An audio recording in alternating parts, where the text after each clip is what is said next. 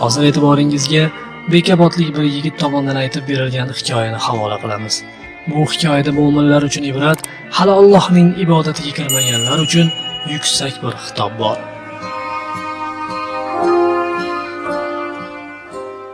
Men deydi birodarimiz ushbu hikoyani so'zlab berar ekan. Bir necha yildan beri namoz o'qiyman. Allohning ibodatida qoyimman. Payg'ambarimizning o'ziga yaxshi ko'rgan narsalarni birodariga ilinmagunicha inson komil mo'min bo'la olmaydi degan so'zlarni eshitganimdan so'ng bor e'tiborimni yaqinlarimga qaratdim. Ko'rgan odamlarimga islomni ilina boshladim. Kimgadir ta'sir qildim, kimdir so'zlarimni olmadi. Hidoyat Allohdan deyishadi. Tabiiyki chaqiruvning eng haqdorlari qo'shnilar hisoblanadi. Bir qo'shnim bor edi, yoshi 39 ga kirgan. Allohning fazli bilan boy badavlat edi. Har yili katta ma'rakalar qilar, qorilarni chaqirar va odamlarga yordam berib turar edi. Bu fazilatlari oldida namoz o'qimasligi kimlargadir sezilmasa-da, meni juda qiynardi. Qo'shnim bo'lgani uchunmi, sal qattiqroq gapirishga haddim sig'ardi. Har ko'rganimda bilganlarimni ilinardim unga. Ammo qo'shnim nuqul bir gapni aytib meni go'yoki mot qilardi. Namoz o'qiyman, uncha qo'ymaysiz qo'shni, boshqalarga o'xshab qarab qartayib o'qirman demayapman-ku. Mana ko'rasiz, 2 oydan so'ng 40 yoshimni nishonlay, zo'r tug'ilgan kun qilib beray, ertasiga ertalab bomdod namoziga siz bilan chiqmagan erkak bo'lmasin. Bu so'zlarga o'rganib qolgan bo'lsam-da, qo'shnimni Allohning baytiga chaqirishda davom etaverardim. O'sha orziqib kutilgan dam ham yetib keldi. Tug'ilgan kun. Zamonaviy til bilan aytganda yubileyning dabdabali o'tgani haqida eshitdim.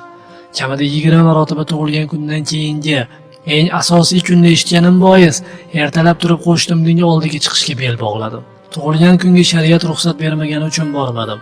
Ammo kechqurun qo'shnimning eshigini taqillatib, ertani unutmang-a deb qo'ydim. Ozgina ichganidanmi, uning yuzida darhol rozilik alomati sezildi. Mayli, esimda. Ertaga ertalab hozirgina mehmonlarni chiqarib yuborgandim dedi-yu, kirishga hozirlandi. Men uydan uzoqlashganim bois oxiridagi gapi elas-elas eshitildi, lekin sal boshim og'rib turibdi-da. Ana shu oxirgi gap yuragimning o'rtasini teshib o'tgandek bo'ldi. Unga qarab tasalli bermoqchi edim, ammo kirib ketgan ekan. Ha, endi ichganda boshi og'risi ertaga tarqab ketadi degan o'y ila uyga qaytdim. Uxladim. Tushimda qo'shnimni ko'ribman.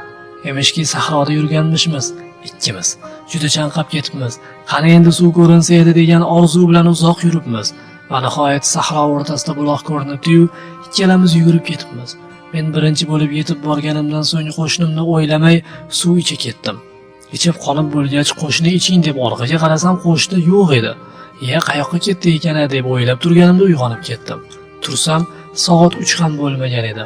Yonimda ayolim yotardi. Payg'ambar alayhisalom yomon tush ko'rsalaringiz birovga aytmangiz deb o'qitirganlari bois uyg'onib ketgan ayolimga ham bu tushni aytmadim. Chap tomonimga tuflab qo'yaverdim. Lekin bu yo'lga uyqu kelavermadi. Sekin tashqariga chiqdim. Yurdim, xayolimdan o'sha mash'um tush ketmasdi.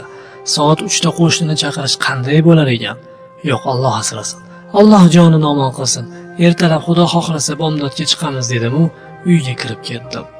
2 soat o'tmasdan eshik taqillayotganini eshitib uyg'ondim. Chiqsam qo'shnimning ayoli turardi. Yig'layvergandan ko'zlari shishib ketgandi.